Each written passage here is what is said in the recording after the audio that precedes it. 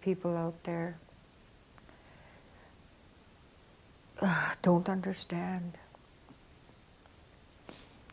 But there is a need for the world to know about this, because the church is hiding and the government's hiding. There is a lot of people that died in those places. When the Lord your God brings you into the land you are entering to possess, and drives out before you many nations, and you have defeated them, then you must destroy them totally. Make no treaty with them, and show them no mercy.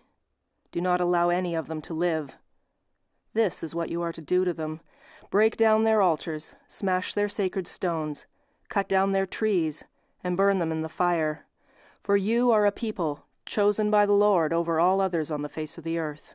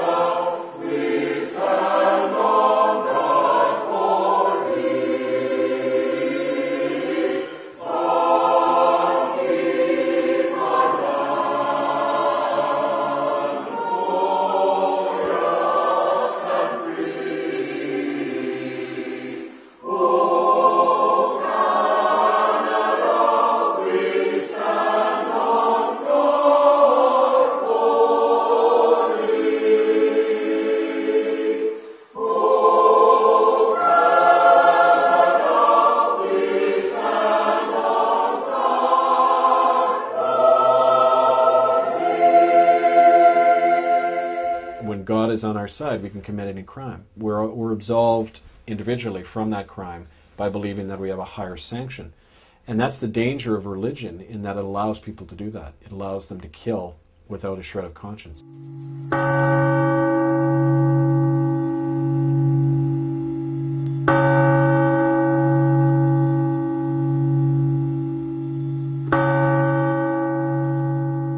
The church knows where our children are buried. 50,000 died. Even in the sunlight, the Alberni Valley was draped in fog that first morning I arrived there in the spring of 1992. Jesus once said that when we welcome the stranger, we're actually welcoming him. But how could I have known that by opening my door to him and to so many others, I would be closing the door to all that I knew? Nothing was clear to me at first. I felt like I was on the brink of something, like standing on a dock, waiting. What was clear was that I was heading for a job interview at St. Andrew's United Church in Port Alberni, on Canada's west coast, where I hoped to become the minister. When I walked through the doors of that church, I knew there was a deeper purpose that had brought me there. And sure enough, I got the job. There were no Native people in my church when I got there. You know, there was like 20 people in the pews on a Sunday, and they were all white. They were like retired loggers and millwrights, and about a third of the population was Native, and there were no Indians in any of the white churches. There were no Indians working in the stores anywhere, you know. It was just a totally apartheid, and it still is. It's very much an apartheid kind of community. And that's actually one of the things that got me interested. Just a little anecdote. When I went up at the end of the first service, I went up to the chair of my board and I said, you know, Fred, it's kind of odd there aren't any Indians around, you know, like, where are they all? And he got really defensive, and he said, well, they keep to themselves, we keep to ourselves, and everybody likes it that way. And so when I went out to I got called out to the local Seychat Reserve to conduct a wedding a few weeks later. I asked a man who I was marrying, Danny Gus his name was. He was a retired native fisherman, and he had gone to the Alberni school. And I asked him kind of innocently why there were no Native people in church, and he finally said to me, they killed my best friend in the residential school. He's buried in the hill out back.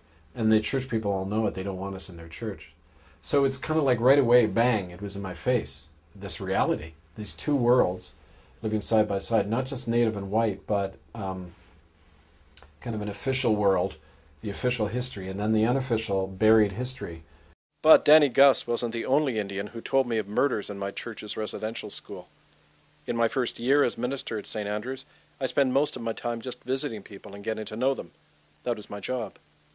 And my first job was really to open up my church to as many people as possible, including the native population. In doing that, as more and more people came into the church, I gave them a platform. They began to talk about crimes they witnessed in the Alberni residential school, which was run by the United Church for over 50 years. And they described children being killed. They described pedophile rings where children were being passed around between the Indian agent and the priest and other people like that. Yeah, I had an open pulpit policy, so after my sermon, people could get up and comment on it or share any of their own thoughts in that. And in the native... What did the whites do? Well, the whites would get up, occasionally a logger would get up and defend the logging and that kind of thing. And, people had the chance to say whatever they wanted. And native people in their tradition, they have like speakers who are officially delegated to talk. And so to give you an example, there was a man, Alfred Kietla, who got up and began praying in his own language in church, which was quite something. It was quite beautiful when he did that. But then as speaker, he began to talk about other things, and other people who got up would then share stories of children being murdered in the Alberni residential school. That was later confirmed by a woman called Harriet Nahani, who actually witnessed a murder of a little girl by the principal of the Alberni school in 1946. Well, this fellow who Harriet claims killed a little girl called Maisie Shaw, his name was Alfred Caldwell, and his daughter was right in the congregation. She was part of the old guard of my church. Did you believe it? Well, when people who don't know one another keep telling the same story over and over again, even if you're skeptical, you have to accept the fact that, it's a commonly told story. And when people began to go further and tell me things that I found later being validated in documents, then you can't deny it. As a minister, you learn to detect bullshit pretty quickly in people. And you can tell in somebody's eyes when they're suffering, and it's incredibly painful for them to tell a story. They're not making this stuff up. My name's Harry Wilson. My name's Kenny Quittel. My name is Virginia Baptiste. I'm from the Osuyas Indian Band in Oliver, BC. My name is Harry Lucas. I'm actually 64 years old. My name is Tsibayut from the house of Tsibayut of Bachida. My name is Nankreska. I come from the people of Haida Gwaii. My English name is Douglas Wilson. In academic circles, I'm known as Dr. Douglas Wilson. I went to Port Alberni Residential School, 1959 to 1970. Went to the residential school in Cranbrook, BC. My first year was 1955. I went until 1963. I'm a survivor of the Edmonton Indian Residential School. I was there from 1957 to 1961. At age 5, I was kidnapped by terrorists in a gunboat. The RCMP had this gunboat. It was a RCMP boat with a gun mounted on it to gather children from villages. We were segregated right from the day one. I remember in September we were all on a beach and we were all given numbers. When I first got to school in Cranbrook, we were all given a number. My number was 54, and my underwear, my socks, my uniform, my towels, everything that I had a number. It was 54 on there. And all the girls had their own numbers. And if you were caught with somebody else's number, you got whipped for that. We weren't allowed to have books, and we weren't allowed to read. If you were caught reading any kind of a book or a magazine, you were punished. That was a severe punishment, that one. The kids who told on us got preferential treatment, whereas the children who sang their songs and spoke their language were punished constantly. for any little thing, for even for laughing. It was always hard for us to tell one another we love you, because we were taught to love was wrong. They told us to love was wrong, that was the devil's work. But yet, these priests and nuns could hug and kiss. And we couldn't even hug our own brothers. We couldn't even hold them and tell them we loved them.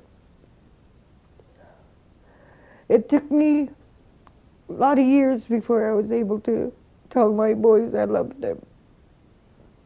3 years it took me to realize it, though, you know, of torture and pain, you know, being strapped at a young. You know, I lost my childhood when I first got there and never knew what it was like to have parents. Still hurts. Sorry about that. It's all right, you don't have to apologize. But I never knew my mother, and still don't today. I couldn't remember any good times that were there because I was being punished for things I'd never done. Like what kind of punishment? Punishment by restraining me to the bed, by putting a restrainer on me and holding me down in the bed. I had bed problems as wetting the bed, and they would tie me in bed and put an electric underneath my sheet so that when I did wet, I would electrocute myself. Did they put you in a hospital? Yes, I did. Well, they give me some drugs or something like that. What happened to you? I don't know what kind of drug it was. What happened to you when they gave you the drugs? Hey? Oh, they put me in there like a padded room. Padded room, like? I was strapped down. That was after you reported the girl? Yeah. Finding the girl's body? Yeah. I'd seen them burn hands of kids when they're 3 years old and 5 with a little spike in their hand and like that, like a shock thing. Electric shock? Yeah. Device? Why did they shock the kids? Because the kids wouldn't listen to the Catholic priest.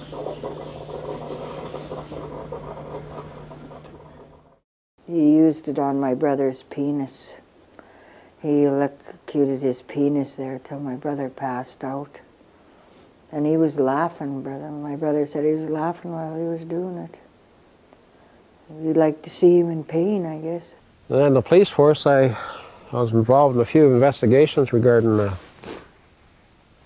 victims of residential school, where one particular individual had went home in the summer and learned how to speak his own language, and his dad had taught him how to carve. When he went back to school, he continued doing this, speaking his own language and carving. And the teacher caught him and took his knife away and broke his carving up. And he took a pencil and he drove it right through his hand. And you still see the scar where he drove the pencil right through his hand. Then there was other times where they put us in a tub, and then they had a bucket of snakes, you know, them black and yellow snakes. And they'd throw that in the tub while we're having a bath. And the snakes they can't stand that hot water. They try to crawl all over our bodies, trying to get away from that hot water. And they'd all just curl up because they'd die immediately. And that was some of the horrifying things that they'd done to us to discipline us to keep quiet. What had I got myself into? My whole world was being turned upside down. I had a young family to support. My children were still only infants. I couldn't put them at risk, which I would be if I let those stories be spoken from my pulpit. I didn't know what to believe or who to believe. I know I didn't want to believe these stories. Well, when you went home at night with your family, your wife and 2 daughters, did you talk about this? Did they talk? Was this supper material to talk about? No, I couldn't really share this around my kids or really my wife at the time. You know, for one thing, it was told in confidence, and another thing was it was a nightmare. I needed help. I turned to the people who I thought would understand and support me, my colleagues in the church. That was a mistake. From top to bottom, the church denied that any children had been harmed in the residential schools. Not only that, but church officials even threatened me to keep quiet about what I had been told. I was told to just stick to what they called being a good minister and tend to my flock. But that's what I thought I was doing by opening the doors of my church, even to Indians. And that's ultimately what the church found intolerable, that I was bringing that truth, into the pews on Sunday and letting those people who had been silenced for so long speak. And I'm still trying to do that in the work I do. Well, didn't any of the church ministers sit down and sit with you and say, these are the rules and regulations, you're not to mess with the natives, and this is what happens? They weren't that blatant, but they were subtle warnings I got. There was a fellow, Bill Howie, who was head of the church. He was kind of like the regional rep for the United Church on Vancouver Island. And he came over to me after my first Presbytery meeting, which is where all the ministers get together a few times every year. And I made a comment at that meeting about how it was odd to me that there were no Native people in our churches and we should begin to look into the reason why. And Bill Howie came over and he sat down next to me, and with his big flashy smile, he said, you have a very promising career in the United Church and a young family to support. And if I were you, I'd be careful about comments and looking too much into the Native people. So did you get it? No, I mean, to me, that seemed very odd he would say that. And I didn't think, I was filled with illusions then. I thought, well, this is the Church of Christ. I mean, we're not going to stab each other in the back. I mean, I was very ignorant of our own history. There's an establishment within the United Church in Port Alberni that set out to destroy Kevin Annett, and they set out by contacting those members, which I call the cliques in Port Alberni, bring them together and discredit Kevin Annett at all costs. Because what they had to lose was the fear of course, financial retribution from the Aboriginal people, but also they didn't want to hear about murders, and they didn't want to hear about abuses that took place with the Aboriginal people because they felt that they'd had too much to lose. And let's face it, they would. Who would want to go to a church that abused Aboriginal kids, murdered Aboriginal kids? When these stories began to be told, you could see some of the older white people visibly wincing and getting very uptight. And I didn't know at the time what it was about. It wasn't until subsequently that I learned that there was literal skeletons in the closet of the United Church, and they certainly didn't want them to come out. I remember back in 1992 when Kevin first invited us, I got the impression from non-Aboriginal people that attended the service that this was all fine and dandy, but it's really made a lot of them feel uncomfortable, and I got that impression by talking to a lot of them. And in fact, one of the comments made by one of the churchgoers was that they couldn't understand why Kevin was reaching out to us, the Aboriginal people of the Alberni Valley. I understood why Kevin was doing it because there had been an alienation for a number of years, but I didn't know that the anti-Aboriginal congregation that existed there was so adamant that they didn't want anything to do with us. What kind of people didn't they like? Well, definitely not the poor. That one was obvious right off. Well, there is a lot of racial discrimination. Yeah, a lot of racial stuff. They didn't want natives in the church. And as Kevin developed the food bank and developed a dialogue about the murders that took place in residential schools, I suddenly saw firsthand the attacks that started to come towards Kevin. It first started out as whispers, and I remember hearing from people in the Alberni Valley who used to go to the coffee shops that Kevin Annett was opening up a can of worms he shouldn't be opening up, and how dare he. Which is why I was removed so quickly. I was just summarily fired from my job without any cause, without any due process or anything. On January 23rd, 1995, after nearly 3 years as minister of St. Andrew's United Church, Kevin Annett was fired without cause or notice by 2 officials of the United Church, without the knowledge or consent of his congregation. Kevin was told by one of these officials, Art Anderson, that there were no charges against him and that he was not under discipline, but that nevertheless he had to submit to what Anderson called, quote, pastoral retraining and psychiatric evaluation if he was to remain a United Church minister. Anderson provided no evidence to support these requirements. At the time of Kevin's firing, his church was filled to capacity on Sunday mornings, and Kevin had just received a vote of approval for his work and ministry by 90% of his congregation. I had no idea that it would blow up in my life to the extent that it did. I was a total innocent walking into a minefield. I thought, okay, the worst that could come out of this is they'll reprimand me and remove me and send me to another church. That's the worst that can happen. That's what I figured. Was this your own conclusion, or did you arrive at that with your family? No, I just realized that that's how you deal with a minister who can't doesn't fit, as they say, with his congregation, which I know is bullshit because I fit with most people there. But I knew in the power politics of the church, it's always a minority who hold the power. And these people who were the old guard, who were connected with the people who had run the residential school, who were scared shitless of Indians, who had the guilty conscience, those were the ones who had the ear of the higher-ups in the church. And I knew they were going to remove me.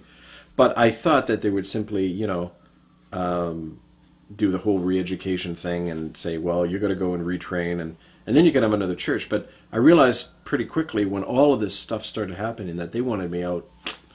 They didn't want me. It was kind of like, the Matrix when the plugs start flying out of Neo, right? Like the system looks at him and go, whoa, he's not going to fit.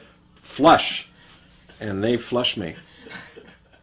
Kevin was a thorn in the side of the establishment, and one of the meetings that I was made aware of, it came up, well, if you want to really get rid of Kevin Annett, then what you do is you attack his wife and children. And how you attack the wife and children is you put a lot of pressure on them and say that the longer Kevin Annett continues with disclosing these murders and continuing working with the Aboriginal people, the harder it's going to be for you to feel socially acceptable in the community.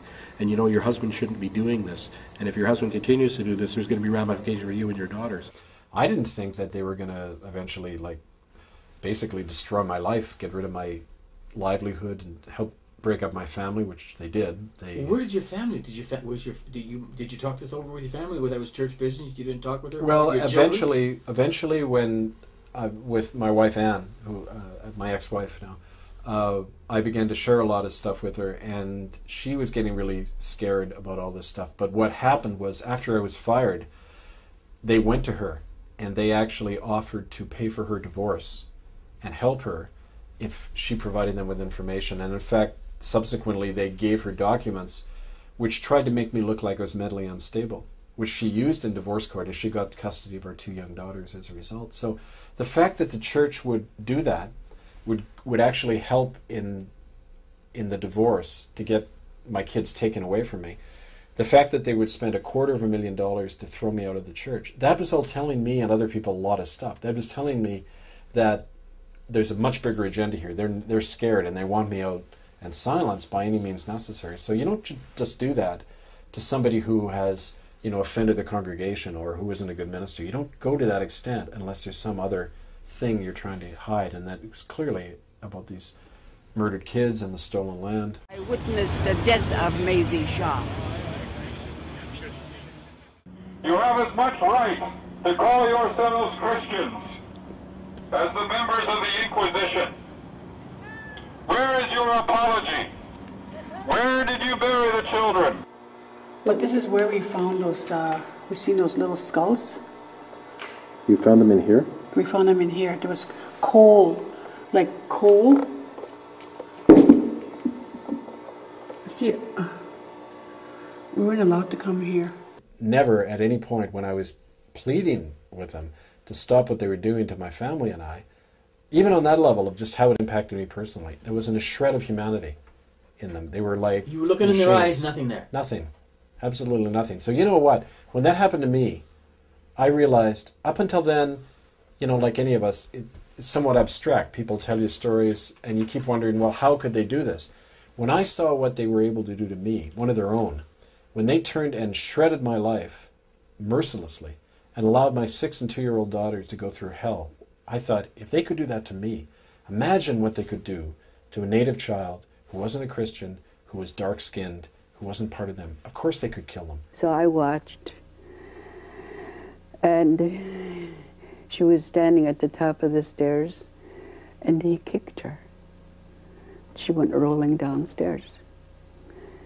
She ended up, she was laying like this. Her eyes were open, but she wasn't moving. She wasn't crying. So I see that all the time. Her name was Maggie. She was 2 years older than me. And she was murdered in there by a nun. She pushed out the window, 2nd story up, and she died. But nothing was done about it. We weren't allowed to see a lawyer or nothing. They just covered this up. Jenny wouldn't cry out, and then all of a sudden, this blood just spurted all over the place, and it was on her back, and a small part of her back here. It opened up. It opened up wide. And the blood came.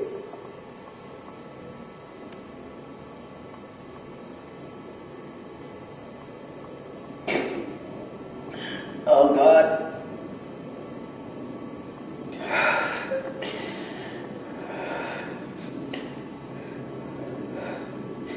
That's the last time I ever saw my sister.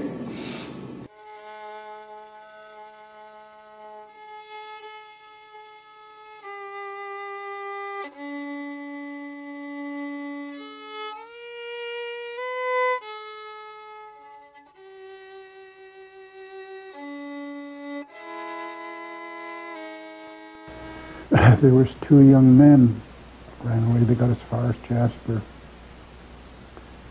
and they froze to death on the highway. And I know the exact spot that they died. It's just like all of us have that history. We know what happened to people. When I allowed a forum for that in my church, lots of stories were told, including a whole hidden history of how the church had been selling off native land to its corporate benefactors, including Macmillan Bloedel, a big logging company at the time. And there were all these little backroom deals going on with stolen native land. And I called the church on that, and they showed me the door. The whole process of your firing was farcical. The church knew there were 1,400 lawsuits coming down the pipe over the residential schools. I'm convinced that your removal was orchestrated from Toronto, from the church head office. I think it's obvious to me that the national office removed you because they knew of the upcoming RCMP investigation and of the land deal after Marion Best got your letter. They were in for a rough fight and didn't want dissent from a Port Alberni pulpit. The sale and speculation of a house at First Nation land on Flores Island, Lot 363 on Canada's west coast, by the United Church of Canada, BC Provincial Government, Macmillan Bloedel and two local businessmen, was brought to light and challenged between 1992 and 1994. The two individuals primarily involved in making these disclosures, Hereditary Ahousaht Chief Earl McKenna George and United Church Minister Reverend Kevin Annett, have now been expelled from the United Church over these same events. In October 1994, I had attended a presbytery gathering. That's where the ministers all get together to talk over church matters. And at that presbytery meeting, the whole issue of how land was taken from the Ahousaht's people was basically covered up and denied by the church. So I took issue with that, and I wrote this letter. Subsequently, I was fired from my pulpit. The letter is dated October 17, 1994, and it's addressed to the members of Comox Nanaimo Presbytery. Dear members of Presbytery, I am writing this in the wake of the brief discussion at the Fall Presbytery Gathering in Gold River concerning the issue of the Ahousaht's land settlement. I am both deeply concerned about the response of Presbytery officials to this issue and the way in which this matter was dealt with at Presbytery. My perspective on this issue arises largely as a result of long and fruitful discussions with the Ahousaht's, including with several tribal elders. The issue seems to be one of violated trust on our part, rather than any legalistic or documentary problem, as Presbytery officials have suggested. In a nutshell, native land was given to the Presbyterian and then United Church solely for the education and spiritual upkeep of the Ahousaht's, in particular the young people. This land was subsequently sold by the church to a private white individual. Simple justice and decency requires that our church rectify our wrong by seeking the return of the said land to the Ahousaht's and by publicly admitting our mistake. This issue has been clouded over by our presbytery. Some officials have claimed that the Ahousaht's have created roadblocks to meeting or cannot produce appropriate legal documentation to show ownership of the land by the Ahousaht's. Sadly, these are precisely the words and accusations that a colonial system has directed against indigenous peoples ever since we took away their land. The very fact that we are waiting for the Ahousaht's to prove their case to us or to meet with us on our terms reveals at best an insensitivity on the part of our church to God's call for justice towards those we have wronged. At worst, it indicates a perpetuation of the racist and oppressive relationship that has been our legacy regarding indigenous peoples. It is not too late to reverse this legacy or the wrong we committed in regards to the Ahousaht's land issue. Indeed, it is imperative that we do so soon, if we're concerned at all about our credibility and integrity in the eyes of both the indigenous peoples here and the wider public. If we do not clearly and publicly admit our wrong on this matter and seek actively to return the land in question to the Ahousa's people, I'll find it difficult to associate myself with the United Church on this issue.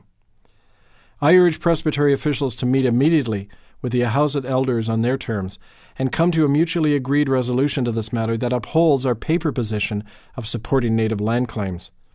Anything short of this will expose a dangerous gap between our words and our actions. Yours in Christ, Reverend Kevin Annett. The fact that I was fired for pointing out that the church was selling off native land to its corporate buddy, the big logging company, Macmillan Bloedel, the fact that I wrote about that and was turfed so quickly out of the church is proof right there that, you know, the Achilles heel here is the issue of the land. How was it gotten?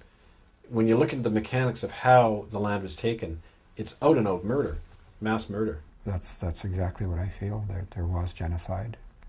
The control was taken over when our people started to die through the smallpox, and that was, we believe, was deliberately spread in our community. Smallpox was one of the most communicable diseases in human history and was responsible for the deaths of untold millions of indigenous people around the world, even after a vaccine for this disease was discovered in England in the 18th century. In reality, smallpox was a chief weapon in the deliberate germ warfare waged by European powers against native peoples because of its brutal efficiency. Within 10 days of contracting the disease, the victim was dead. I'm a descendant of Samson PL. Samson PL was the original family that were here. And Samson and his brothers and his sisters were the last left when they came back after fishing and working wherever. They got back, all the family were dead from the smallpox epidemic. And they were floating all around the beach here and somewhere up by the creek over there. And they had to bury them all. There's been a study of a general called Geoffrey Amherst, and Amherst, Nova Scotia is named after him. He was a British general who conducted germ warfare against the Mi'kmaq Indians in Nova Scotia. And in the 1740s, he kept a journal of this. And he was so brazen, he didn't hesitate to record what he was doing in the journal. Again, because they didn't figure they'd ever have to answer to anybody since they were the law. And in it, he describes how they would go into hospitals where their own people had been dying of smallpox. And they took the blankets and he gave it to one of his subordinates, a major, who then took it out among the Mi'kmaq and the other Indians who were allied with the French, like the Huron and the Algonquin-speaking Indians in the eastern part of Canada. They were targeted. In fact, most of the Huron were exterminated by smallpox. So they were openly admitting that they were doing this. And all up and down Vancouver Island, you have stories of the same thing happening, although happening through the missionaries primarily, because they were the first ones into the area. Harriet describes in her village a little place called Claus near Port Renfrew on the west side of Vancouver Island. She says in the 1860s there was 3,400 people there. By the 1890s there were 44. So it had gone from over 3,000 people down to 40 some odd people. 98.5% of the population gone. And that was mostly from smallpox. And their people say that missionaries and British sailors had been dropping off these blankets to them that were laced with smallpox, and that's how so many people died. You don't get that many people dying, kind of accidentally. Somebody caught a cold one day. I mean, that isn't the way those things happen. It was germ warfare. Tuberculosis was another weapon in the arsenal of germ warfare used against native people in Canada. A fiercely communicable disease, spread quickly by air and contaminated food, tuberculosis was responsible for many of the deaths of children in Indian residential schools across Canada.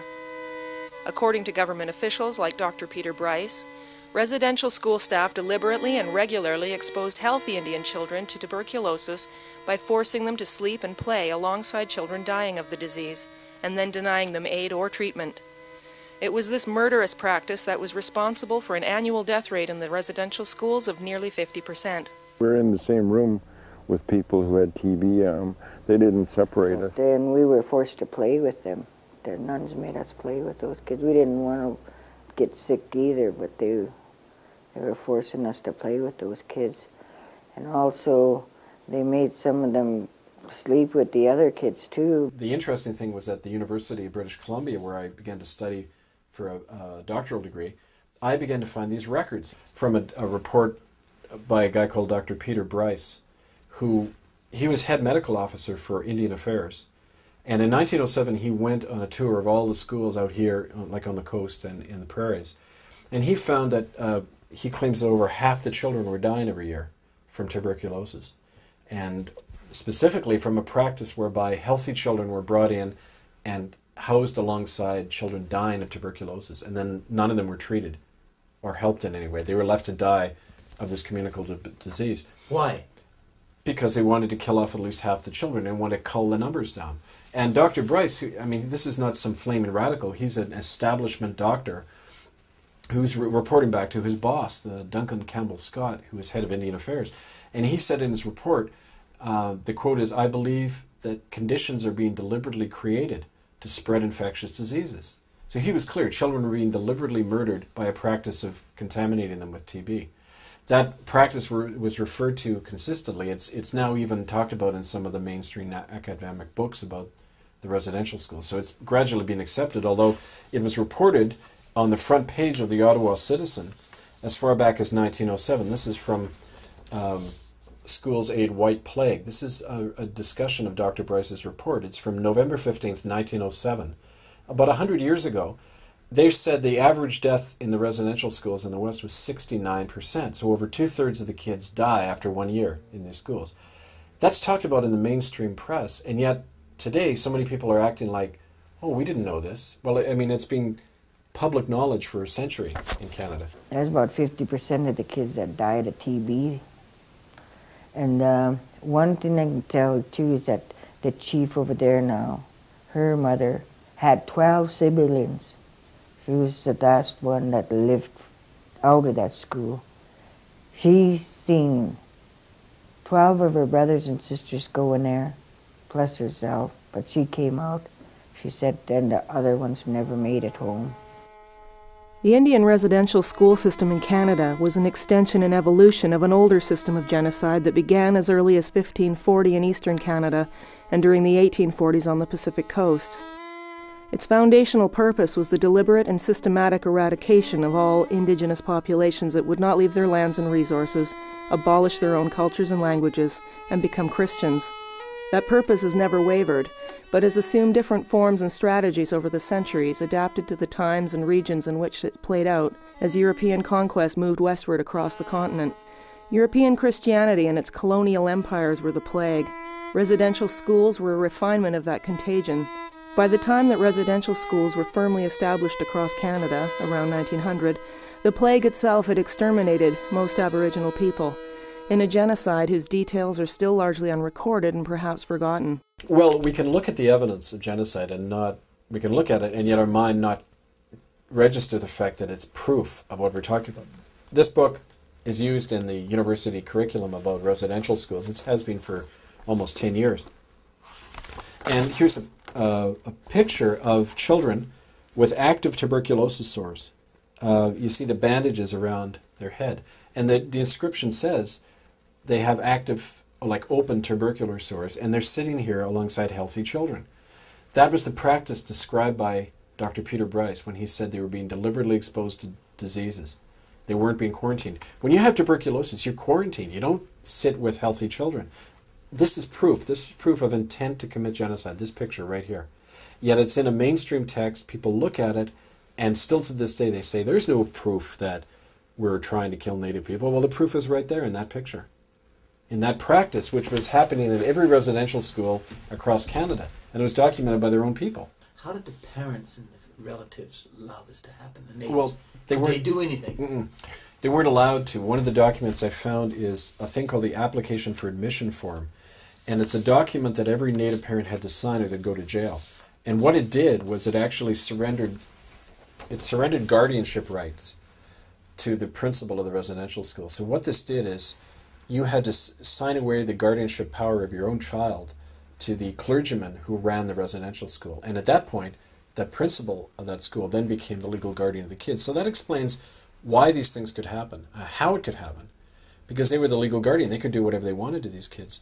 I remember when I released this to the press in 1997, we were holding a press conference and two officials of the United Church snuck into my briefcase and stole these documents. We got that on film, actually. But they were very worried that this stuff was coming out, and because it proved, that they were culpable and liable. And as a result, in 1998, the Supreme Court Justice Hogarth here in BC ruled that the United Church and the government were equally liable 50-50 for what happened in the residential schools. I was angry at my mother for years till I met her.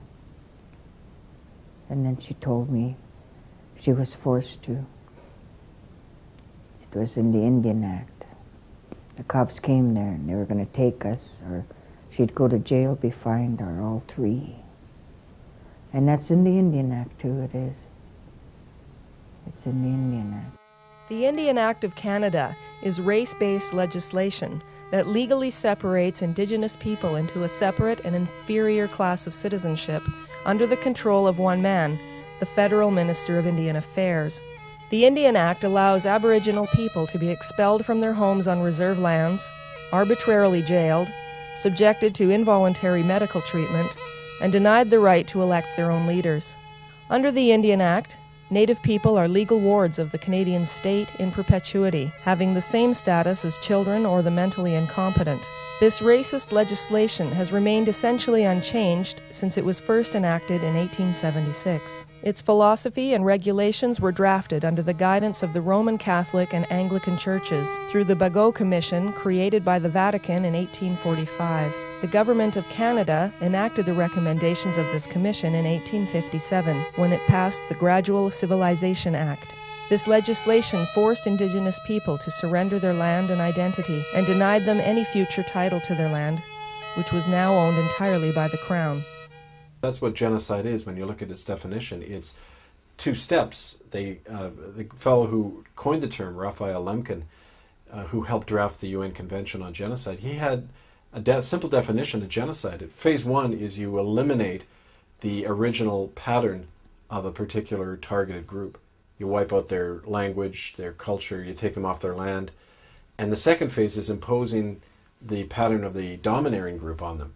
And that's exactly what happened in Canada, like in any colonized area, but it happened primarily through the churches here. This is the grave of Harry Galad, and for me he's the epitome of the problem. You notice his grave has been desecrated. He was an Anglican missionary. He worked for the government as well as the Indian agent, and he also worked for the local timber company. He was like church, state, and company all rolled into one, and he was the man who brought in the local residential schools, who made sure that the children were all imprisoned in the school. He is single-handedly responsible for a lot of the misery around here in the native world. So I'm not surprised that somebody desecrated the grave. This cross is a symbol of all the suffering these people have gone through.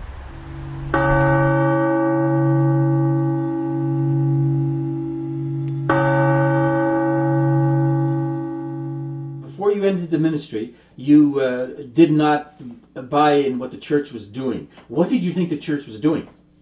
Back then? Yes, before you entered the ministry. Well, I knew that it was mostly talk. I mean, even as a kid sitting there in the United Church, I knew that you could just tell things. Kids are very intuitive, right? And they knew that these people aren't living what they're claiming.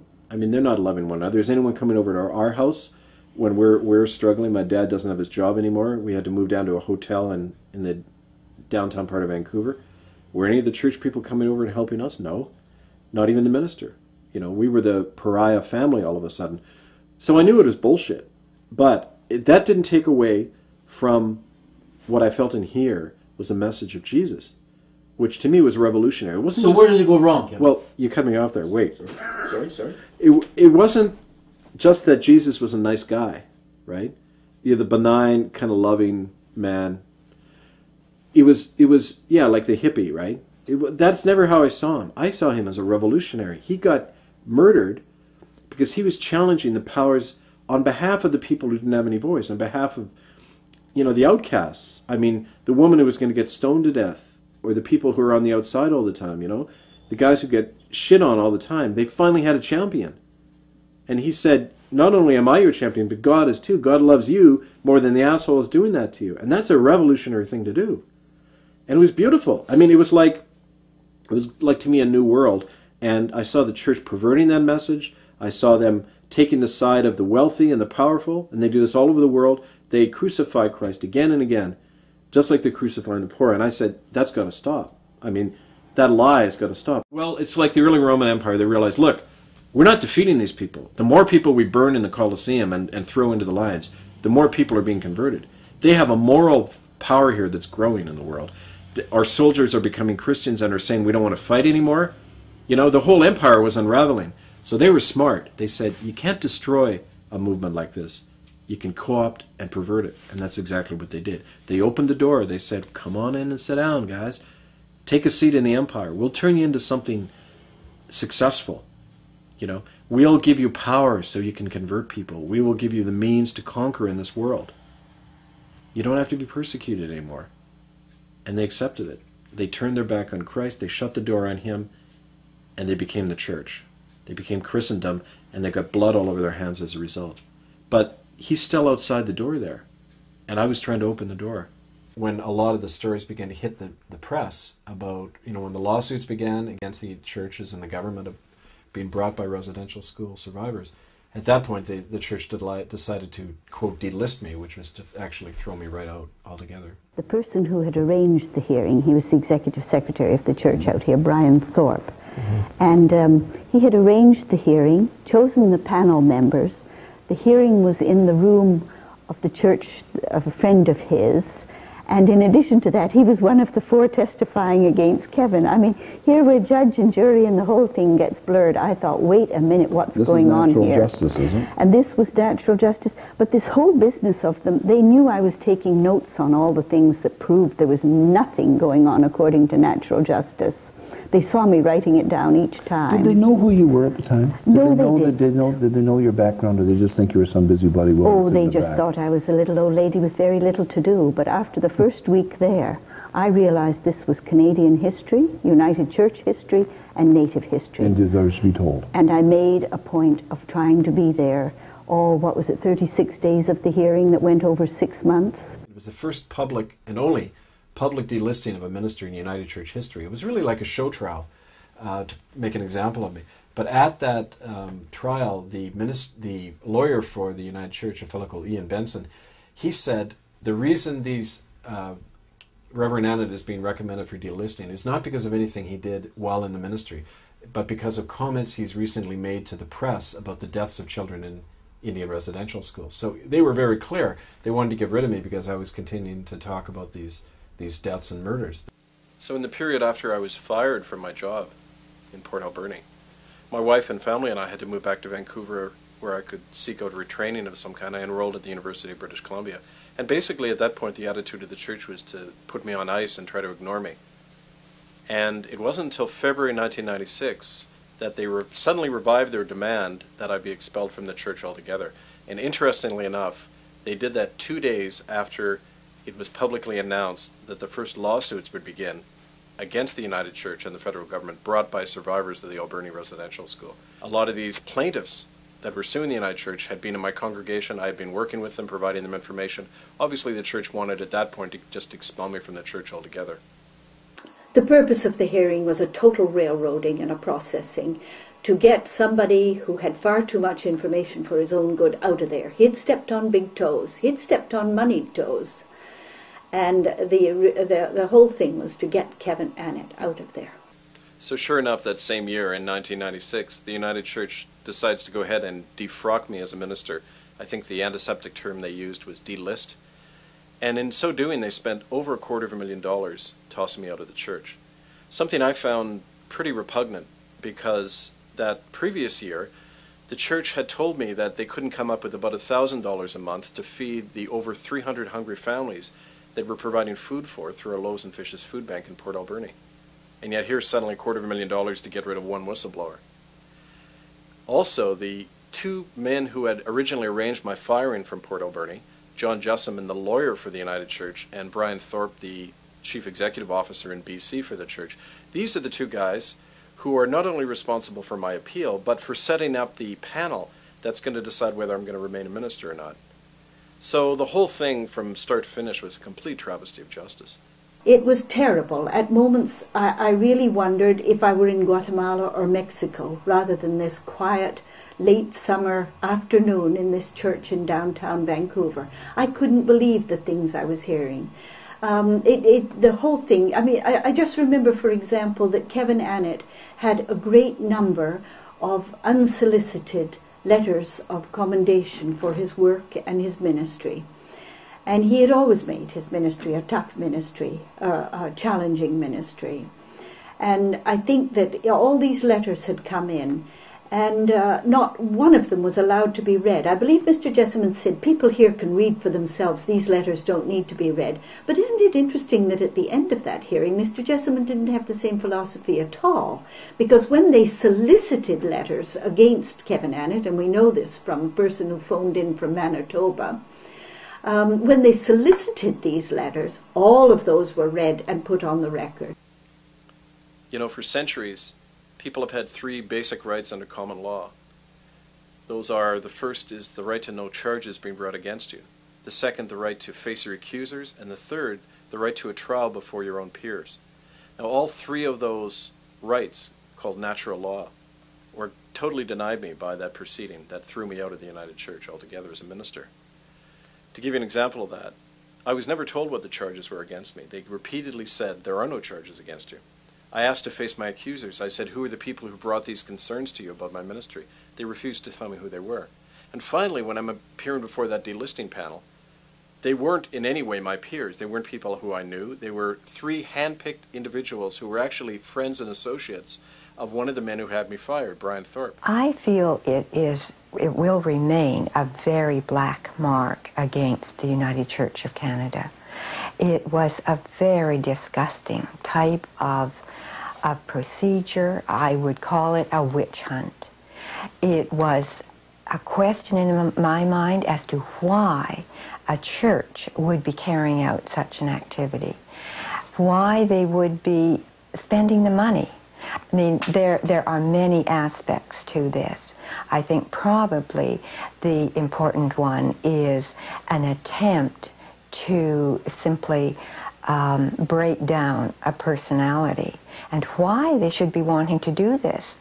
Reverend Annett was someone who had the trust of the natives, of those underprivileged. And it seemed to me that the church should have been making use of him. Finally, one of the most absurd things is, right at the very beginning of the proceedings, we asked the panel, what are the grounds for de-frocking a minister in the United Church? We have to know that in order to mount some kind of defense, to show that, in fact, I am a credible minister. Molly Williams, who was head of the panel, said, in front of all of us, she said, there are no grounds for delisting a minister. We will decide what those grounds are at the end of the hearing. So by doing that, there was no way I could mount a defense, because I didn't even know what the terms of the whole hearing were. I mainly took down notes of things where events in that hearing did not conform to the laws of natural justice. In the first place, there was no charge. There never was a charge through the whole hearing. Now, the church people have lied about it since and said there was a charge. There absolutely wasn't. If they want to look at the church records, there was no charge. They kept saying there is no charge. We only want to see if Reverend Annett is suitable for ministry or not.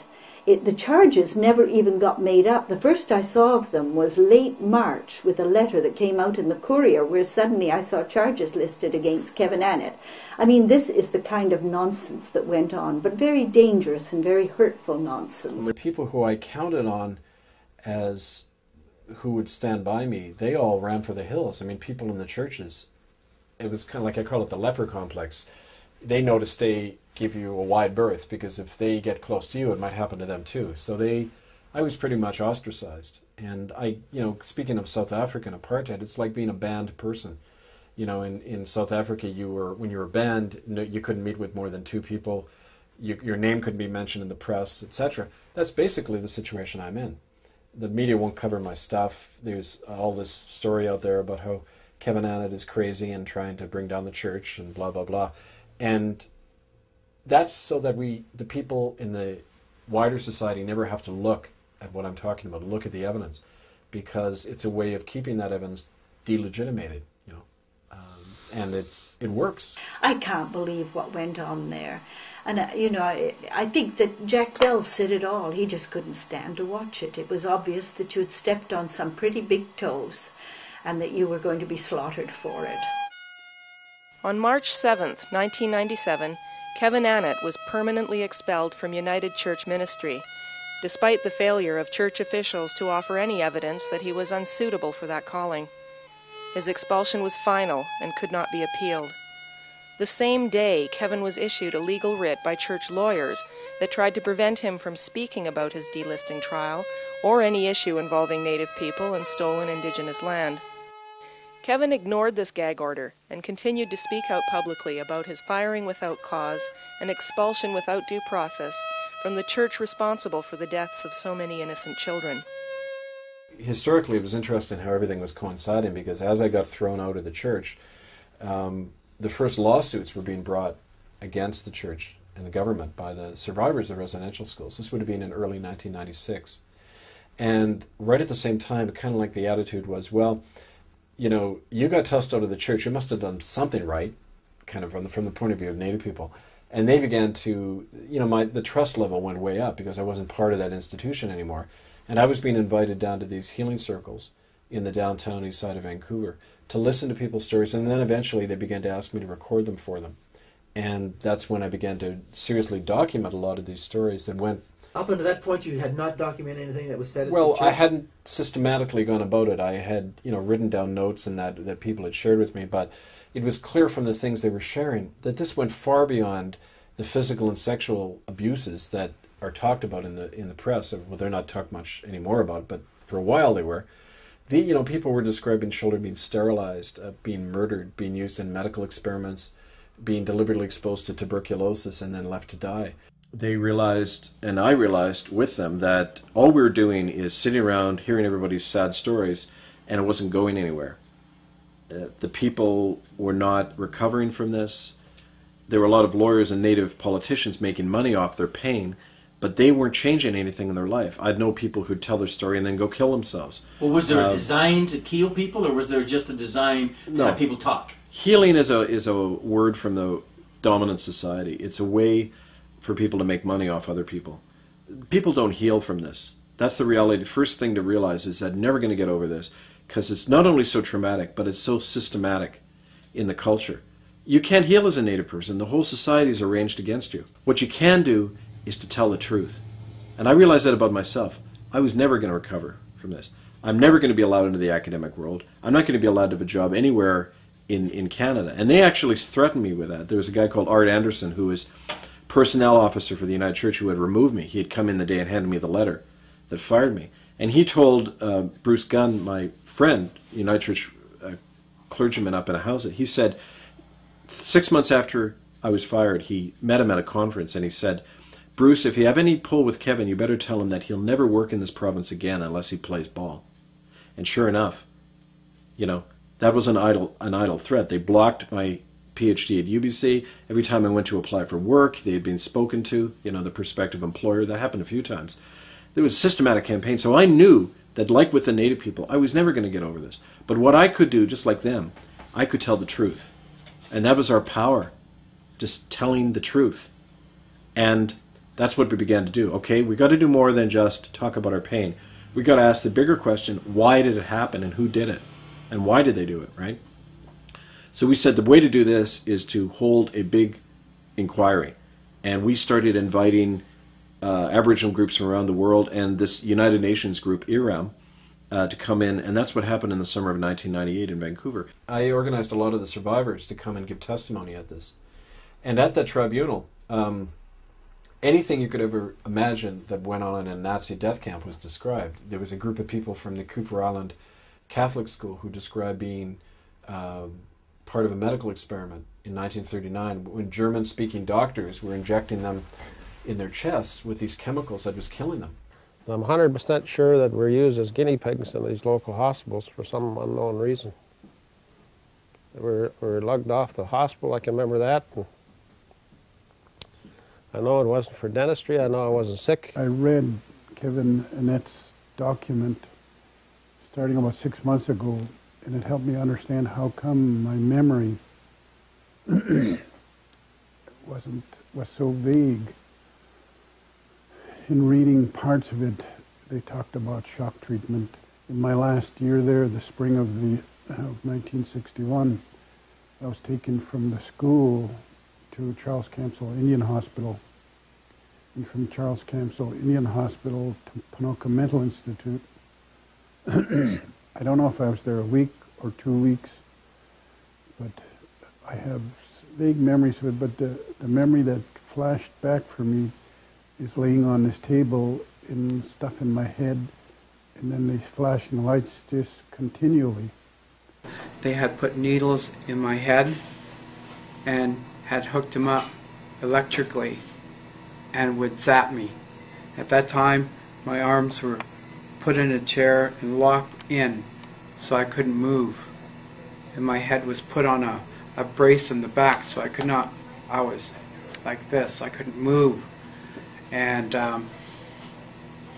I can't tell you how long they had done it. All I remember is that I still, to this day, I still get a, you know, like my brain will still have that kind of a kick from it, right? Right. And they had done a lot of bad things by putting medications in the food while I was in the dark room, bringing the food in, and you had to eat it, and if you didn't eat it, then if you threw it up into a bag, they put it on a plate again and make you eat it. I also went to the tribunal that was held, and although I've been with Amnesty since 1961, I had to walk out of that tribunal as the sobbing went on around me, and the gulping for air, and the crying of the natives as they told their stories. And I couldn't imagine, you know, Canadian men, policemen, fathers and grandfathers going in and taking children out of the arms of native parents and putting them on a gunboat and taking them to these schools like Port Alberni. That all came out at that tribunal. I thought, my goodness, how could they take little 5- and 6-year-olds? And as a grandparent myself with a little 5-year-old, how dependent he is on family. How could they take those children to these schools where at best they were treated with indifference, but as we know, so much worse went on there. We've had Chief Harry Nice, we've had Chief Joe Gosnell, we've had Chief Ernie Cray sitting in this room with tears in their eyes describing it to me themselves on television. I mean, it happened. We know it happened, and it happened in our lifetime, right? It's not 150 years ago. Was there proof, though? Like Nazis... Scars. They showed me the scars, and they also... Anything written down? Any doctors write down that they went through it? I did find documents in the Indian Affairs Archives describing these doctors, and how what was interesting was the order that was running the school, a Catholic order called the Montforts. As soon as some children escaped from these experiments, they went to the local, their families. The local police refused to return the children to the school because of these horror stories they were hearing. The next day, all the Montfort brothers resigned. They were just taken right out of there. And the Oblates come in to replace them. So there was something very odd going on, and a number of the children died, and I found the death records and everything. So there was that kind of stuff going on. Well, did the tribunal ask for proof, written proof? Or did they accept the oral proof? Well, they had both. They had the oral proof, and they also had the corroborating proof that this stuff was going on. They also subpoenaed the government and the churches and the RCMP to come and answer questions, because ultimately they're the ones with the evidence, the documentation of this. And every single one of them, from Jean Chrétien right on down, they just refused to come. They never answered or anything. But other things were described, the sterilization hospitals. Women showed up who described being sterilized simply because they were Indians and wouldn't go to church. I couldn't have any more children after Dr. Darby got to me. He made an announcement in our village that anyone who wasn't in church on Sunday had to report to him for a special procedure. I never went to his United Church since they did so much harm. But Darby was missionary, so his word was law. So the Mounties came and got me and brought me to Darby. He gave me a shot. Next thing I knew, I was in bed, all bruised and hurting. I was missing all my gold teeth. Something didn't feel right inside me. I never could conceive after that. Later, another doctor told me I'd been sterilized. George Darby, he did that to hundreds of our women.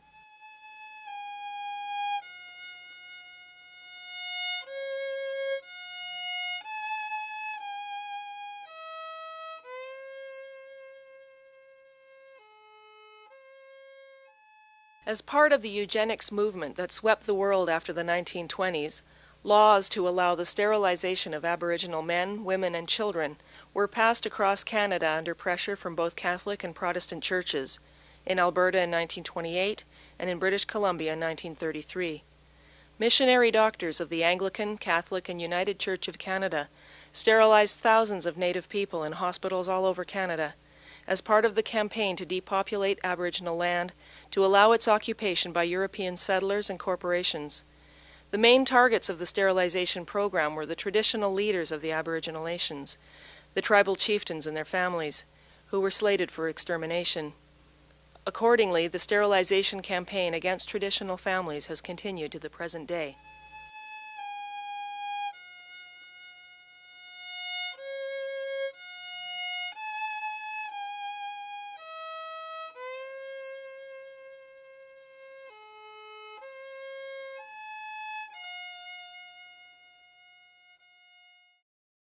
Dr. James Goodbrand sterilized many of our women. In 1952, when he heard I was going to marry a traditional chief, Goodbrand kept saying to me, "If you marry Freddie, I'll have to do an operation on you." That scared me, and I tried to see another doctor, but the Indian agent wouldn't let me. So when I gave birth to my daughter, it was Goodbrand who delivered her. After the birth, I hurt really bad and I kept bleeding. Then I learned that my tubes had been tied. He must have done it to me after the delivery when I was still unconscious. I heard Goodbrand say he was getting paid $300 by the government for every Indian woman he sterilized. Are there any white people that gave testimony as to this happening? There was a couple of staff members from the Alberni school who gave testimony, Caucasian staff members, and they confirmed everything and more than what the people were saying. So what was the results? What did the tribunal do? Well, the result of the tribunal was they sent a report to the United Nations to Mary Robinson, was High Commissioner for Human Rights in Geneva at the UN office there. And they sent a report to her. I sent 14 hours of videotape plus all of the documentation and affidavits and everything to her office. We never heard a thing. Never got back to us. And a couple of years later, I learned that it was because of pressure that Canada brought to bear at the UN to keep this issue under the wraps, basically. How could Canada do that? You mean Canada can influence the United Nations? Well, it has a lot of pull. For example, at the time, the General Secretary's assistant was a woman, Denise Frechette, who was a career civil servant from the Department of National Defense in Ottawa, and she was the one at the UN setting the agenda of all these different divisions and committees at the UN. So it would have been easy for her and others to keep this off the agenda. As an arm of the Canadian government, the United Church of Canada has led this attack against Kevin Annett and his work, with the active support of covert operatives of the Royal Canadian Mounted Police. Cooperation between the RCMP and United Church in this silencing campaign against Kevin Annett began as early as June 4, 1996, when church official John Siebert wrote to Sergeant Paul Wilms of the RCMP's E Division in Vancouver to share confidential information about Kevin, after he had spoken out in the media about the deaths of children in United Church Indian residential schools. That same month, Sergeant Wilms used this information to confront and threaten Kevin if he did not stop making public allegations of murders in residential schools. When Kevin refused to stop investigating residential school crimes, this joint harassment campaign against him by the United Church and the RCMP intensified. Between 1997 and 1998, church officials sabotaged Kevin's doctoral program of studies at the University of British Columbia by blocking funding for him, which forced Kevin to withdraw from the program. One of Kevin's professors admits having been spoken to by RCMP officers about what they called the dangerous nature of Kevin's research into United Church residential schools. Yet by far the most serious attacks on Kevin Annett and his supporters came in the wake of the historic tribunal into residential schools that Kevin organized in June of 1998 in Vancouver. His success in bringing United Nations observers to this event to hear residential school survivors' testimonies caused the government to directly subvert and destroy Kevin's work. naturally it was sabotaged. And when you get big enough, it's kind of like being a germ in a system. You get big enough and the antibodies attack you, and that's what happened. It was clear from the tribunal that a lot of crimes that had never been heard about were finally out there publicly. People talked about sterilizations for the first time, the medical experiments that they were doing on kids at the Catholic and United Church hospitals and the residential schools on the West Coast. That was all talked about. We sent it off to the United Nations, and in retaliation, a lot of shit came down on the people who did it. I mean, Harry Nahanni, who was the person who identified, that the little girl had been killed, murdered at the residential school, United Church, when she was a witness to it. The RCMP broke into her house without a warrant 2 weeks after the tribunal. The RCMP tactical squad ransacked the house at gunpoint, held everybody at gunpoint, and just ransacked the house. People were threatened. They were thrown out of their jobs on the reserve after they'd given testimonies. I started getting followed around by these two guys who physically attacked me on 2 occasions. This was all within a month or two of the tribunal. So the heat began to come down. And I knew it is because things that were shared at the tribunal weren't just about the past. They were about pedophile rings that are being operated today with the help of native politicians and church lawyers. It was about crimes of the present that were begun in the past but carried on today in the Aboriginal world. It all began to, the veil began to lift for me. I realized we've got a real tiger by the tail here. It isn't just about, something that happened years ago, because if it was, why would the harassment continue? I mean, the stuff in the past has been resolved. They've bought off the witnesses. They've paid off people with court settlements. So why did they continue then? They continued the harassment because this is about stuff today. This is about how Native people are still being exploited, how Native children are still being used, how land is still being stolen by multinational corporations, and how the Native politicians are important to this whole thing. And so they don't want the truth of the residential schools brought up because they themselves are implicated in these crimes. When they were kids, they were the enforcers. They were the ones who helped abuse and control their fellow students. So they don't want that coming out. And I began to learn that after the tribunal. And like I say, the proof was in the pudding. We were shut down. The results of the tribunal were never acted on by the UN. The media imposed a blackout on the whole issue. I was completely isolated. In the year after the tribunal, it felt like a wall was falling down around me. But was it? Yes, these cage doors were just closing on me, bang, bang, bang. The media wouldn't talk to me anymore. My letters weren't printed. People started talking to me. The Native chiefs wouldn't have anything to do with me. It was just absolute shutdown on every front. So why did you continue? Well, I didn't really want to at first. It felt like this is pointless. I'm up against the state. I'm up against, the church, multinationals, their Native accomplices. I mean, who the hell is going to support me? The Natives don't want to because they're too scared for their life. The whites don't want to because they see me as a traitor. So I didn't feel I could proceed. But there was something, my mind was telling me that, but there was something inside me that was very stubborn and said, you have to keep going. In the years following the Residential Schools Tribunal, Kevin Annett persisted in his efforts to document and make public the evidence of mass murder and ethnic cleansing in Canada. Abandoned, penniless, and attacked from all sides, Kevin nevertheless continued to speak out publicly on the hidden history of mass murder in Canada, and kept on documenting all that he had been told and had discovered about crimes against Native people. But Kevin's crowning achievement came in early 2001, when he finally published the accumulated testimonies and documents about atrocities in Canadian Indian residential schools, in a book entitled Hidden from History, The Canadian Holocaust. A dozen separate publishers refused to produce the book, so Kevin printed it himself and circulated more than 1,000 copies to libraries, governments, human rights groups, and Aboriginal people around the world. But most of the books ended up in the hands of the people for whom Kevin had labored so long, the residential school survivors themselves. In the fall of 2005, Kevin completed the much-expanded second edition of Hidden from History, and for the first time asked the deeper question of why legal genocide had happened in his country. What had given rise to this plague in the first place, and why is it continuing? Kevin, you've remarked to me that the tides are changing, that things slowly are becoming made known. Yes, they are. It is very slow. Remember, it was 10 years ago that hearing took place. But I do believe that the changes that have come about are because of the price you have paid. A terrible price of what you have paid. I think his work has been serving a really valuable purpose by bringing, first and foremostly, these issues to light.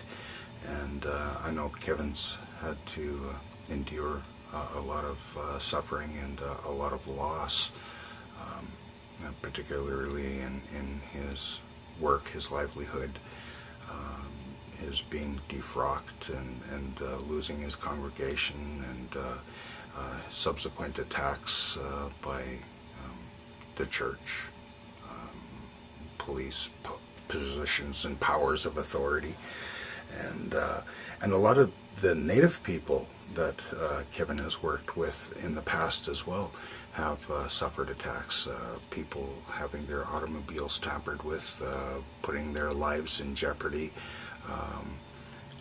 being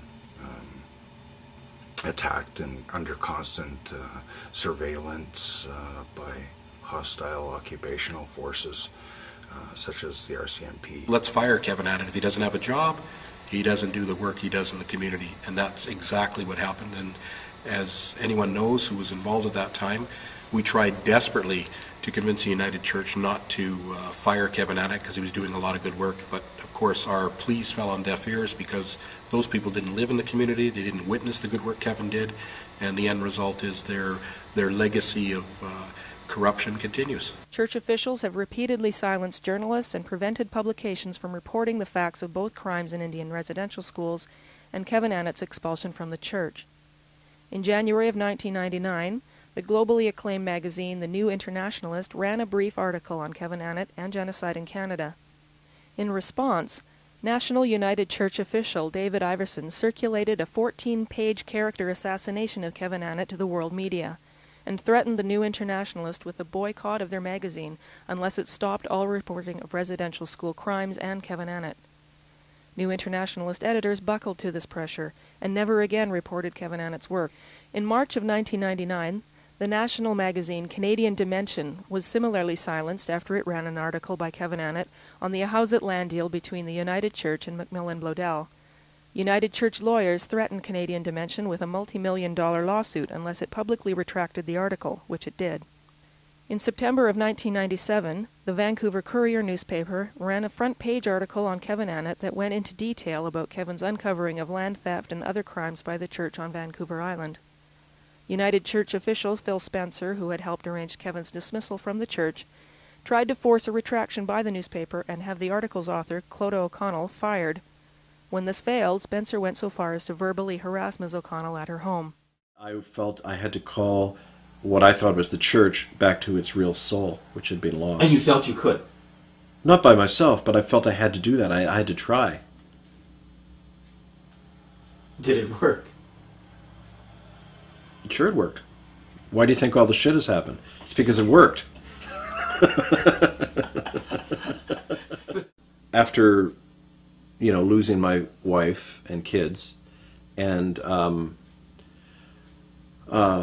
trying to re-educate, trying to get a PhD and then having that blocked, being unable to support myself, having to save my dimes and nickels every week to have enough money to go on the bus to see my kids for 2 hours, having to eat off plates in the university, other people's food so I wouldn't have to buy dinner so I'd have enough bus fare to see my kids. That made me feel like I was on the bottom and that there was no one around to help me.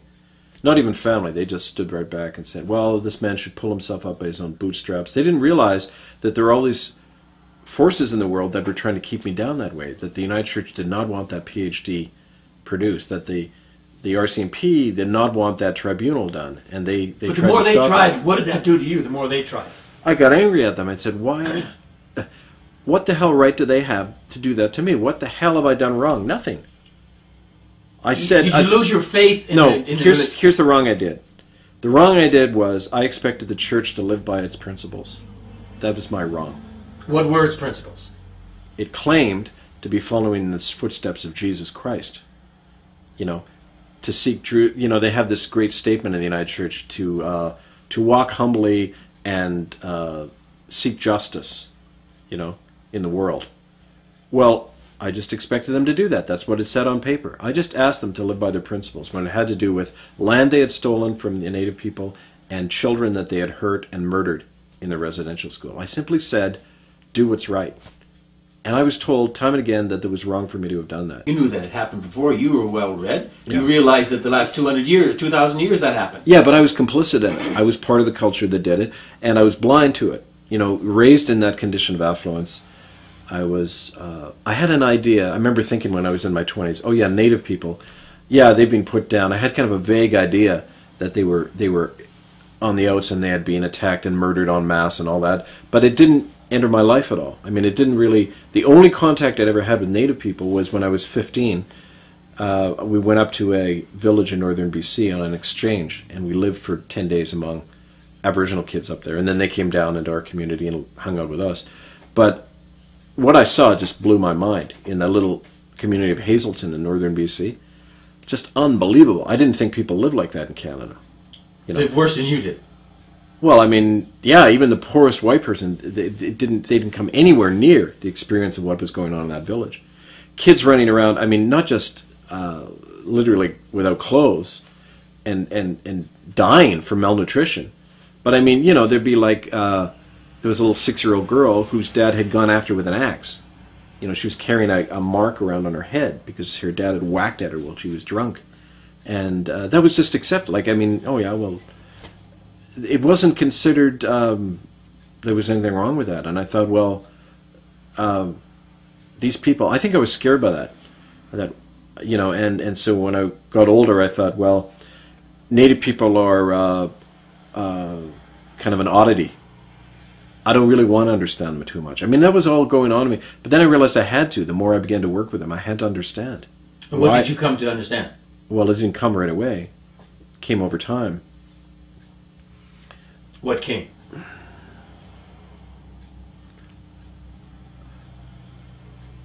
What genocide really looks like, up close.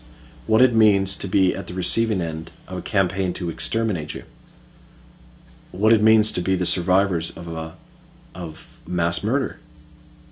You go around with, you feel like you're going to die at any moment.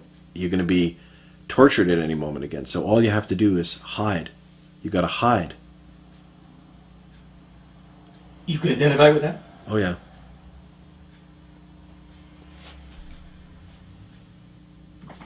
I still have nightmares about snakes and all the kind of things that happened to me in school, and very difficult, you know. Sometimes I tried ending my life many times because I just couldn't stand the pain that I was going through. He took each of us in there one by one, and he had us bend over, and he had Vaseline with him. He did that to each of us 3 times, I remember that. To satisfy himself, to enjoy himself on little kids.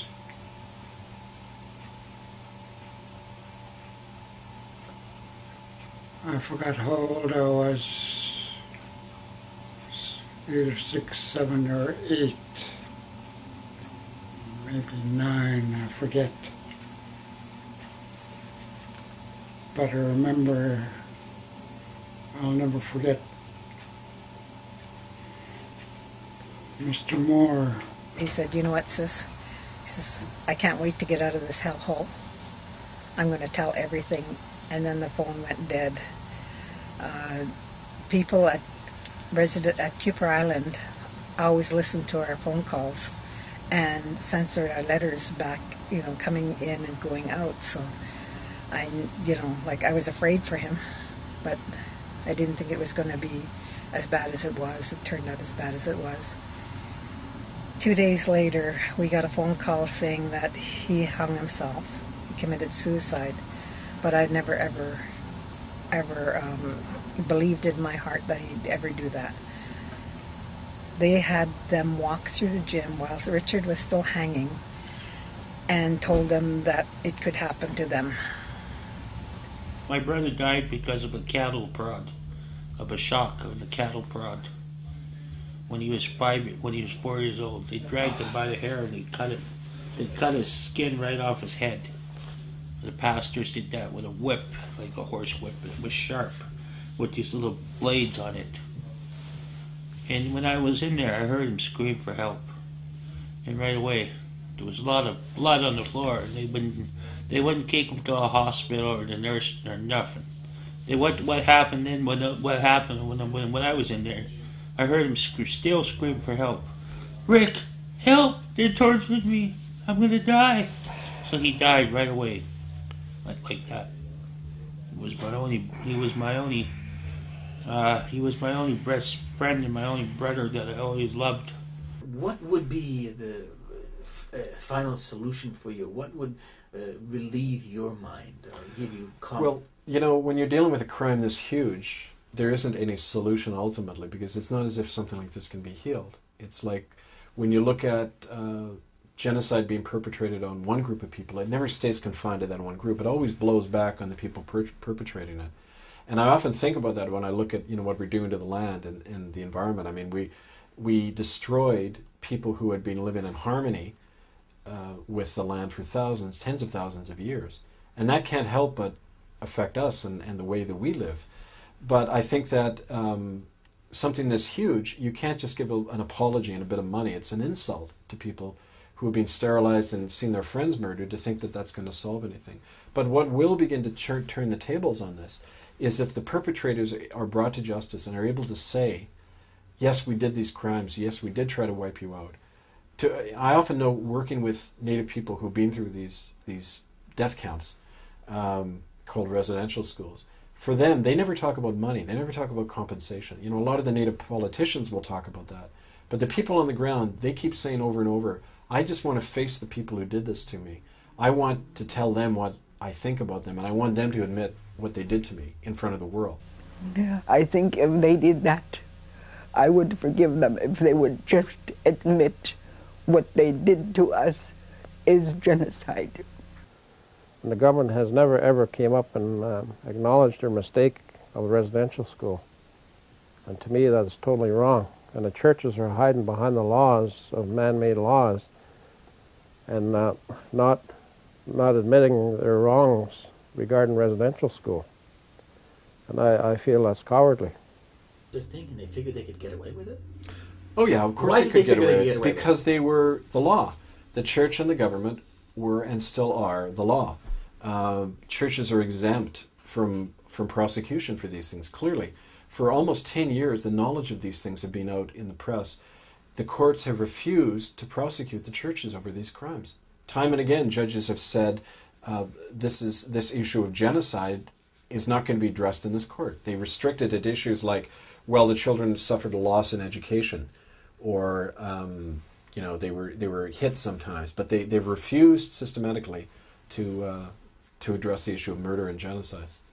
We know that in just the residential schools, the official death rate given by the government themselves was 50%.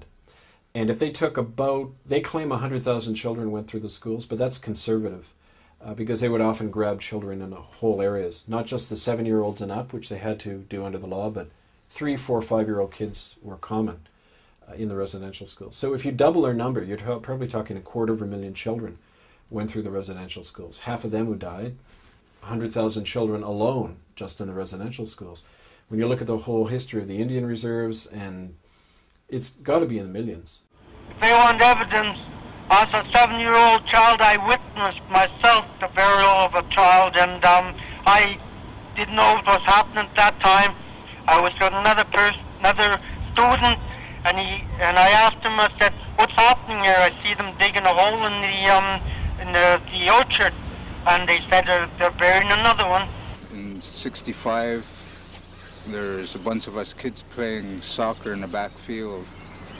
There was a brush of leaves and grass piled up, and there was a body underneath it. One of the kids kicked the ball, and he went to get it. It was quite decomposed. Went to Alberni in 1960, and I found a dead body in 1967 in between Ross Hall and Colwell Hall. Native girl, she was about 16, and I I told Jay Andrews, and Jay Andrews shipped me out of Alberni, went to Nanaimo, and I believe it was a cover-up. And we need those children returned home. They need to be brought back and given a proper burial. And that's really kind of a most basic first thing that the churches and government need to do. They need to identify where those bodies are. And I remember we used to go dig graves there, and they would be kids that came from Charles Camsell Indian Hospital. How they died, I don't know. But I know we just dug a lot of graves. There was a lot of Eskimo babies buried in that burial ground, which was behind the principal's house. Just on the other side of the staff garden. There was 4 of us that dug the grave. Myself, my brother Larry, Mel Patsy, and Albert Cardinal. When my mom was younger, her and a friend were instructed to go throw away this thing that was wrapped in a newspaper, and they were told not to look into it, but they didn't listen. They unwrapped it, and it was a fetus. One particular incident was where a nun sexually abused, sexually abused a young boy, and as a result, the nun became pregnant and gave birth to a baby, and after it gave birth to the baby, this was one incident that they killed the baby, and they had the young fella dig a grave for the baby. Another incident was a lady witnessed a nun in Cranbrook where they gave a baby and had her participate in drowning the baby in the bucket of water, you know. And now it's become a cornerstone of some building in Cranbrook. I would say that one of the biggest things that we're asking for right now is that where are those children buried, and how can we get them home? Is there any difference between what happened with Nazi Germany and what's happened over here? The key now is to get a lot of the stories and the documentation out into the mainstream through these kinds of documentaries, and just keeping the international pressure in Canada. I think, for example, organizing an international boycott of Canadian goods, maybe a boycott of the 2010 Olympics, something like that. That's the kind of thing that's going to bring international pressure on Canada. I think that's the only way this stuff is ever going to come out, because the contradiction here is that the very institutions that committed these crimes are still in power. They're all legitimate, they're protected by the law, the government, the churches, the RCMP. These are mainstream institutions, and they're not going to prosecute themselves over this. They're going to have to be brought to some kind of international court of justice. Is there one human that could be responsible for that, could be taken to court? Yeah, any of the the fiduciary officers of these organizations, the Prime Minister of Canada, the heads of the United Church, the Catholic Church, the Anglican Church, the superintendent of the RCMP, they're all just as culpable under the Nuremberg laws. Those precedents that say heads of state are just as liable for the actions of murder as are the soldiers who pull the trigger. Well, it isn't just the people in the residential schools that are liable for this, but these officials in the churches and government, which is probably why they've put so much energy into denying this stuff, smearing and assassinating the character of people like me who are trying to bring out the truth about this, and intimidating Native eyewitnesses, using their own chiefs often to do that. Who's going to listen? Who's going to stand up? In the court case in this country of ours, minimum we need is $80,000 to $800,000 to start a court case. And how many lawyers in this country of ours that's going to stand up and fight for our just rights? There ain't any. And how many Indian lawyers we got have yet seen one to step up to the plate to take the fight all the way?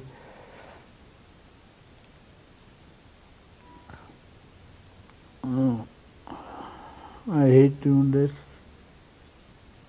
You hear a lot about money, you don't hear about the actual deaths of children, and this is the issue we want to bring out now that's being systematically by the government and churches of Canada. It's being buried by the court process, which is accompanied by a gag order. If you're a Native person and you go through the courts, one of the things that is imposed on you is a gag order, so that you can't actually talk about the terms of your settlement or your story. And yet being able to tell one's story is essential to one's healing. And to being able to turn the tables, if you like, of shame. It isn't Aboriginal people who should be carrying the shame anymore. It's we, the culture that did it, who have to start carrying that cross. Right on, right on. So one of the ways we can do that is simply by telling the truth and forcing the truth out of institutions like this one. They have to come out from behind their lawyers and their money and their power. It's hard to not hear the voices, not hear the cries, not hear, like they're haunting. And I pray that those little spirits that are captured in here like that in pain, that they'd be released. I opened that window on purpose, to be released out of here, you know. We've lost thousands upon thousands of children through suicide, not natural death, suicide. We find them every day of the week. We find them down in the city of Vancouver. You know, the city of Vancouver is just a small part of what goes on across Canada and the United States, because we have a lot of our First Nations people dying on the streets of Seattle. Because before the Europeans landed, our people traveled back and forth, and so they had relatives down there. And so we had, like in Vancouver, for instance, you have between 45 to 60,000 Native people living in the city of Vancouver. And you're probably finding pretty close to 90% of them are dying on the streets, you know, of drug abuse, not alcohol, drug abuse. How do I know that? Because I sit on the board down there with the Native Liaison Society that's attached to the Vancouver City Police. And I asked the question one time, how many of our people die, or people die on the streets of Vancouver? I said, whatever you read in the paper, you can multiply that by 10 times. And just I think the year before last, you had 365 deaths, so you could figure that out. And that's a direct impact of residential school. A friend of ours, Sylvia Yellowhorse from Alberta, she died because of alcohol poisoning. She drank so much. So I believe that she was one of the kids that was abused by one of the staff members, or a few of the staff members. Oh, this really hurts.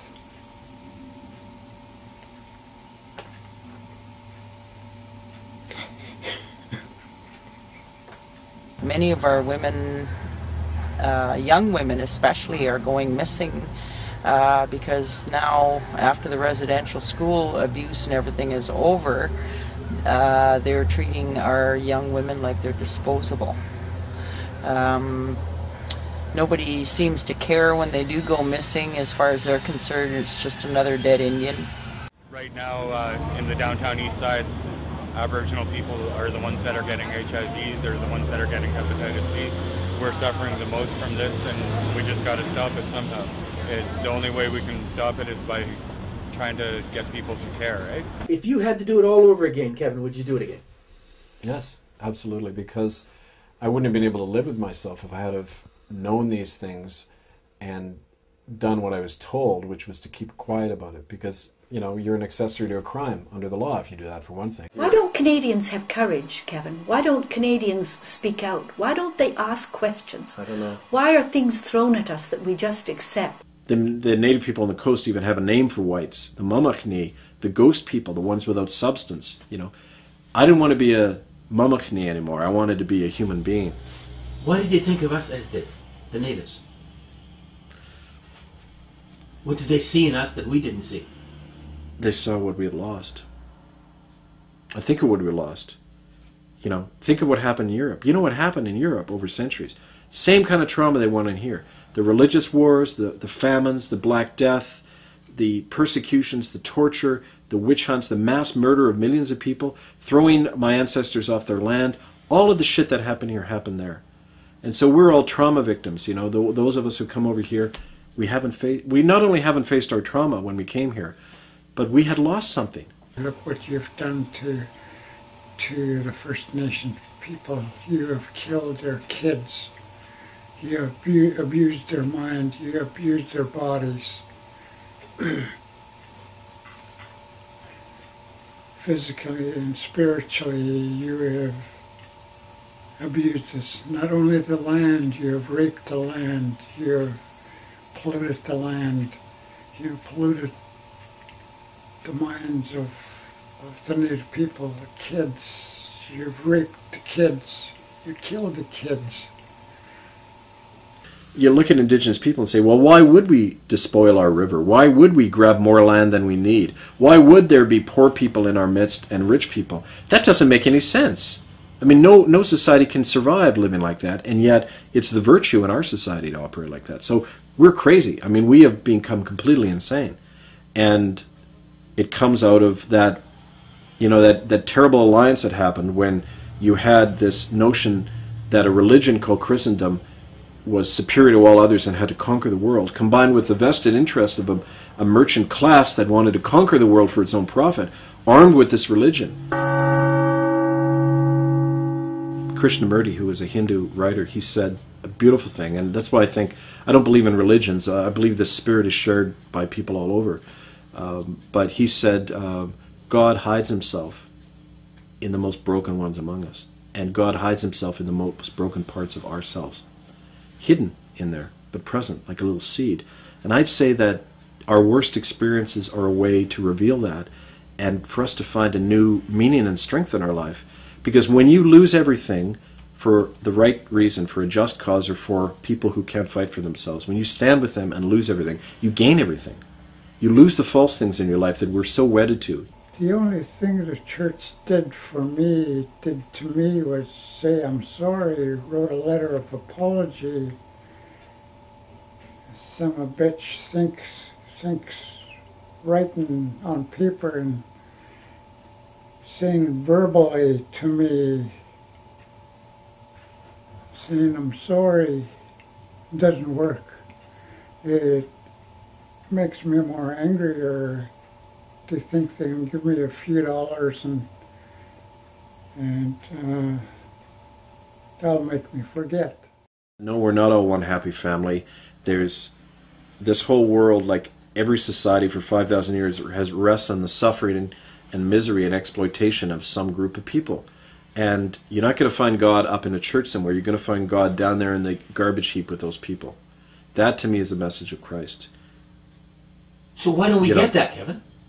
Because Christianity was hijacked by wealthy institutions and the rich, and it's been their servant for centuries, when it really belongs in the hands of the poor. Now on, all generations will declare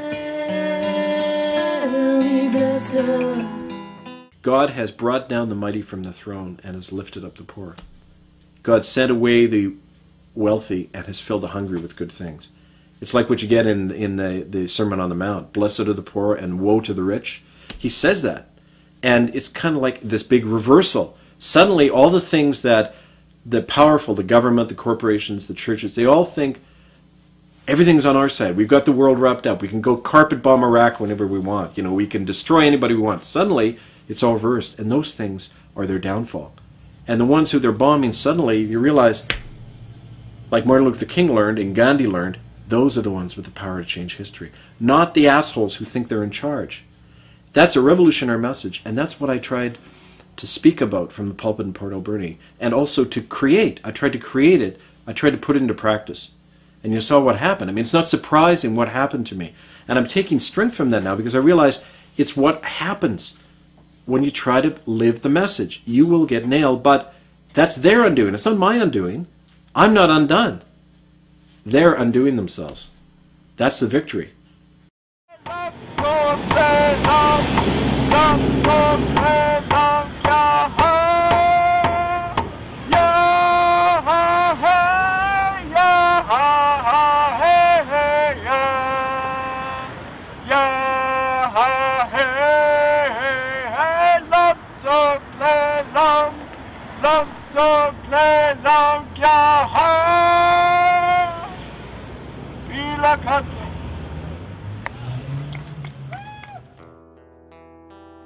From now on, all generations will declare me blessed, for the mighty one has done the most magnificent things to me. Sacred is this light that shines from within every one of us as we reveal.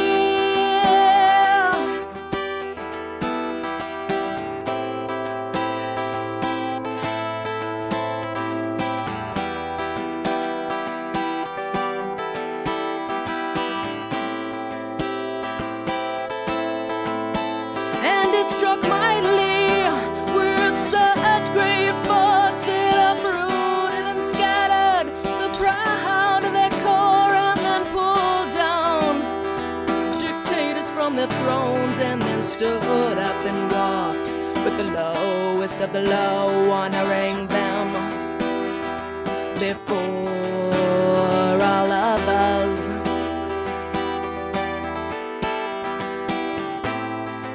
I am now diabetic. I'm now on dialysis.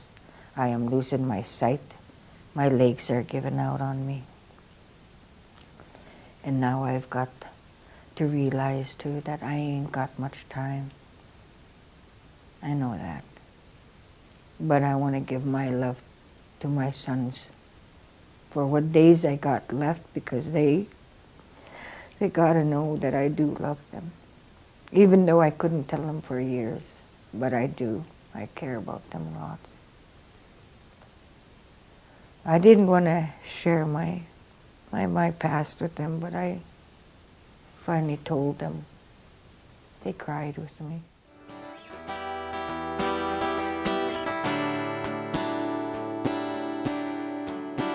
And fed the hungry with good things, put the wealthy on empty and sent them away. Hey, hey.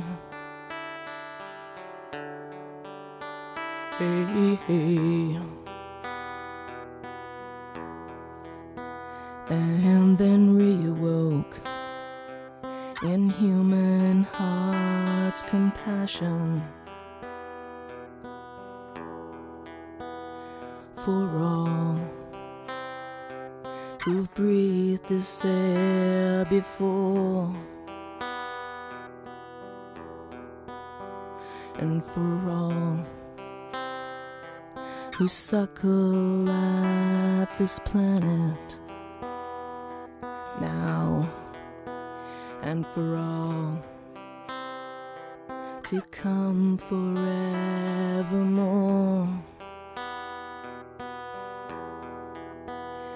For all to come forevermore.